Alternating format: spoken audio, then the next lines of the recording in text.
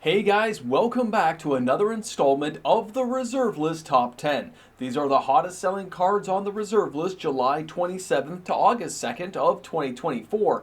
And today's video finds that Reserve List sales, well, let's just put it this way, they're quite interesting and you're going to want to know. So stick around as we get the party started.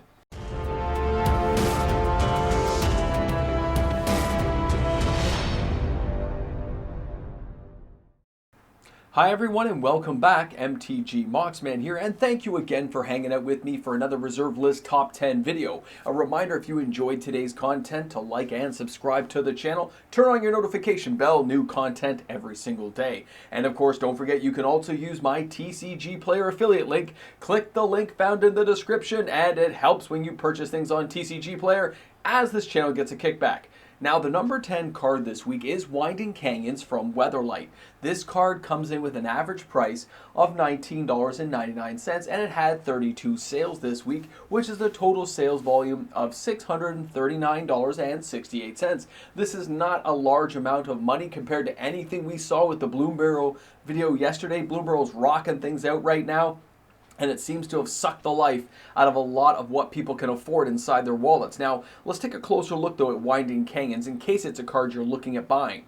This card does tap for colorless mana. Doesn't have a drawback when it comes in, doesn't come into play tapped. It also has pay 2, and until end of turn, you may play creature spell cards whenever you could play instants, which is essentially like saying this card gives your spells flash for creatures, which is an amazing ability to have, especially in Commander games. So keep that card in mind, it's under 20 bucks. Now, our next card hasn't been on the top 10 for quite a while again, and this is Fastbond. Now, this is pretty much banned in every format, but it keeps showing up off and on, and for a while there, it was here for like 3 months straight. And now, Fastbond here, revised edition, has 35 sales this week, which is $638.05, an average price of $18.23. Now, the funny thing is, this card is not really dropping in price. We have not seen a decrease of like 20 or 30% over these last few months. This card is holding up its value, and that's a very interesting side note to keep in mind. Now, Fastbond is a 1 green casting cost enchantment, and it says you may put as many land cards into play as you want each turn. Fastbond deals 1 damage to you for every land beyond the first that you put into play in a single turn, which means this card has a lot of abuses that can be used, and players have banned it pretty much everywhere, but who knows what the future will hold for this card. Now, our number 8 card this week is from Fallen Empires, and this is Conchhorn. Now, the Conchhorn is an interesting card. It fits and slides into many different decks as necessary because it's a generic artifact card. It doesn't cost a lot. 37 sales this week is only $138, not a big value target.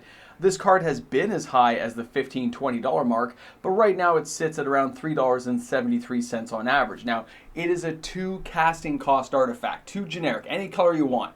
But look at what this card does. As an artifact, it says pay 1 and tap, sacrifice the Conchhorn. Draw 2 cards and then put any 1 card from your hand back on top of your library. Now, this means it's used kind of like a brainstorm, and that's a very effective card onto its own, but when you start adding this into a black deck, a red deck, anywhere where you need to be able to draw cards and draw a lot of ramp as quick as you can, there are lots of other options, and this just adds another pillar piece that you can utilize. And for under $5, yeah, it's a pretty good deal for a reserve list card. Now here's a card we haven't seen for a while. This is Brain Geyser, coming to us from Revised Edition. Now, the average price here does say $16.69 for a near mint copy, 40 sales this week, which is $667.60. But that's not the true tale of what we're talking about for this particular card.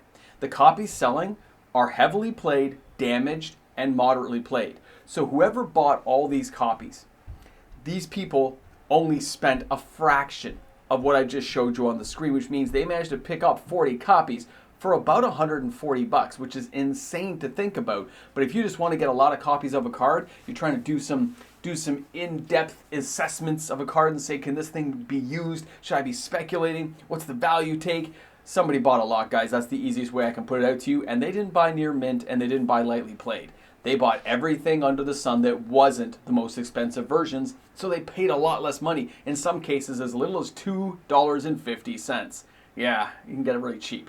Now, our next card today is a little more expensive. This is coming to us from Alliances, and this is Lake of the Dead. You can never mistake this card. 43 sales this week, and it has a total sales volume of $698, and that is a lot of money to be spending, but it is 43 copies, and this card, ever since Eldrazi Incursion came around for Modern Horizons 3, this card really hasn't slipped back down. It's lost a few little minuscule amounts of money, but it's holding up very well now in the secondary market. Far cry from the $40 we saw 6 months ago. Now, when Lake of the Dead comes into play, you sacrifice a swamp or you bury Lake of the Dead. Add 1 black to your mana pool, or you can sacrifice a swamp to add 4 black to your mana pool, so you can see easily how this will fit into a commander play deck and how somebody who wants to really ramp up mana can find unique ways of doing it, and of course, drawing new cards again. Let's get into our next card. Now, the Seeds of Innocence comes into the number 5 spot. It's been here for a few weeks now. It's had a few buyouts, guys. 47 sales this week, which is $937.65. Now, when you look at this card for $19.95, it is dropping in price. It is coming back down to earth. It's not the $25.99. It's not the $28.29.99. But when you look at what's available in the market space for cards to purchase, there is not a lot around, okay? There's not a lot out there to be bought. So this price is a bit of a misnomer because you're not going to find it for $19 near mint. You're still going to find it for like 30, 40 bucks. The market has not reassessed this card. So although MTG Stocks sees this card going down, the sales volumes of the card are telling us something different, okay? We're seeing people buy the modern and heavily played copies, and that's why it's cheap. But the near mints are nowhere near as cheap as this, so keep that in mind if you're looking for a card of like true pristine condition. Now, Liege of Holos, we all know what happened. BloomBurrow came along, and this thing just went nuts, okay? 50 sales still this week takes the number 4 spot, and this thing is $15.25. It really hasn't moved that much in the last week and a half or so. So this card comes in with $762.50 of total sales volume. This is a Summon Spirit card, and the ability of it to get those squirrels out, well, let me just get you guys a closer look at this card so we can take a gander in case you haven't seen it before. 2 green, 2 generic, Summon Spirit. Elijah Holos is put into any graveyard from play. Each player may pay any amount of mana to put that number of squirrel tokens into play under his or her control. Treat these as 1/1 green creatures. Now, that means anybody can do it, but when you time it correctly and you make sure you're the one who has mana to spare, this can be an insane ability. Remember, it says when it leaves play. It doesn't say on whose turn it leaves play. So sacrificing things like this to City of Shadows and then gobbling stuff up, it's so much fun. Now, let's go ahead and take a look at our next card. Didgeridoo is from Homelands, and it comes in and takes our number 3 position with 52 sales this week, or $761.80.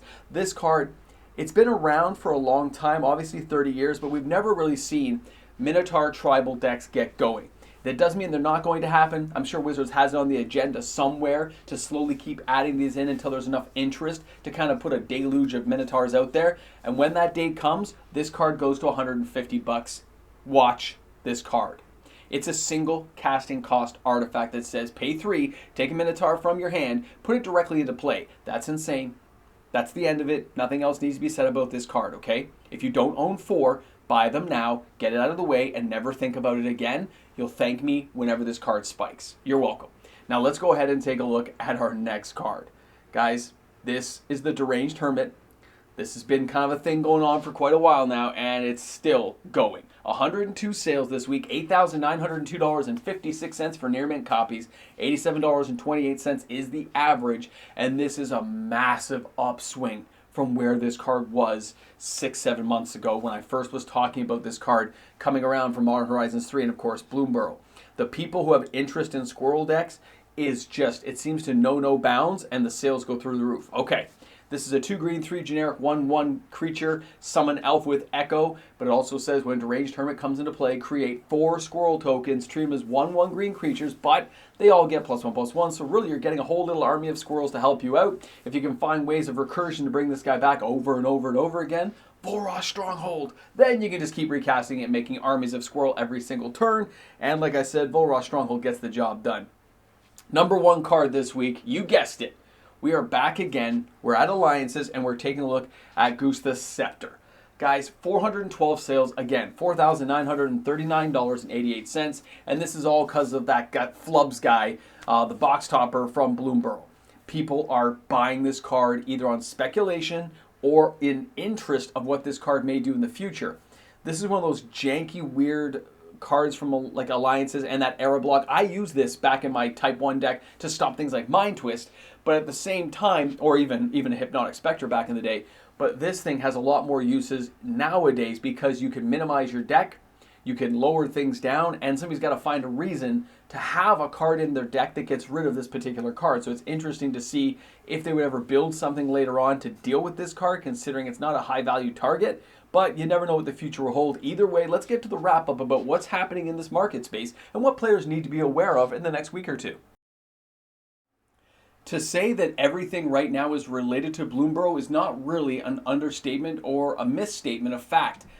The BloomBurrow block of a set series we've seen so far, although this set BloomBurrow does not have high targets right now in terms of value, things like Three Tree City and stuff seem to have a lot of interest, but the card's not expensive. But the reaction on the secondary market for reserve list cards related to cards that can be used from BloomBurrow has been phenomenal. We've seen an uptick in a lot of reserve list sales that players should be focusing and paying attention to, and it's not because these reserve list cards are going to hold value. They're not going to stay super high. The Scepter and stuff is all going to come back down to earth. So will the Deranged Hermit. It takes more than that to upset the reserve list market because it's a tight, constricted, there's only so many copies out there type world.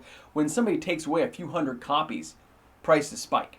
If you did that with even something like Sheoldred the Apocalypse, you would never see that kind of movement in the market where the card would jump up 20-30% because there's just so many more copies of every modern card. When you look at reserve list cards, players have stuff squirreled away. There's people who don't pay attention or don't play the game anymore, and they've got them up in attic spaces or in binders in collections, but their lives are busy. So these cards never seem to come back to market, which means what is available can be affected in radical ways with what we've seen in the market.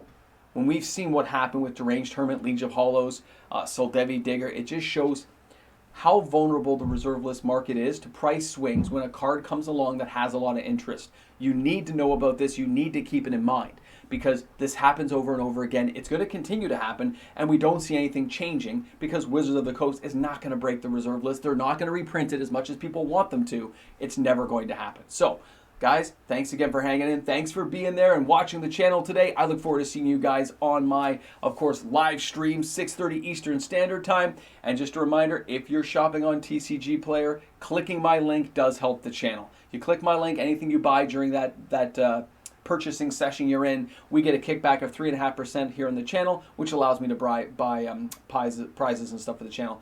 Word salad. It's early in the morning, late at night, whenever I film this. Guys, thanks again. Have a great day.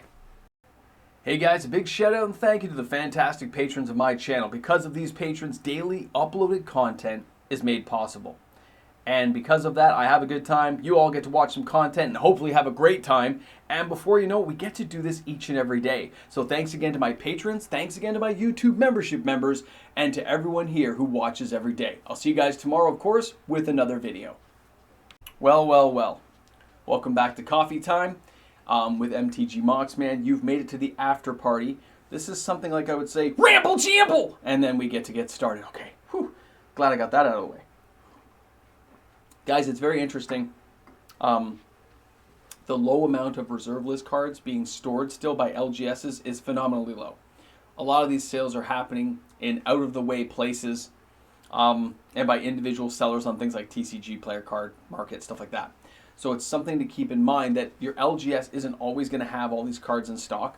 So when these FOMO events happen, it's insane to think, but you're going to miss out if you're one of those people trying to speculate. If it's a person who wants a card, you basically have to wait till the party's over, and you got to come back to it. Okay, like Soldevi Digger, you can pick them up for a couple of bucks again, which saves you like 80% of what they were when the Doctor Who decks were announced and we saw River Song, right? So this same type of thing, this phenomenon, is going to happen with very popular formatted cards like Squirrels. It brings in Liege of Holos, it brings in the Deranged Hermit. Now, when the market calms down, if you're a person who has the means and you gather up 20, 30, 100 copies, next time the market spikes, could be 5 years from now. But you'd be ready to go to sell that back into the market at a substantial gain, right? Now, I'm not saying you're the one doing it, but it is happening. And it does happen. And people make a living doing this stuff. Those who think ahead come out on top. Thanks again, guys. Have an awesome one. I'll see you on the live stream. I'll see you in a little bit. We'll see. We'll talk. Yeah, okay.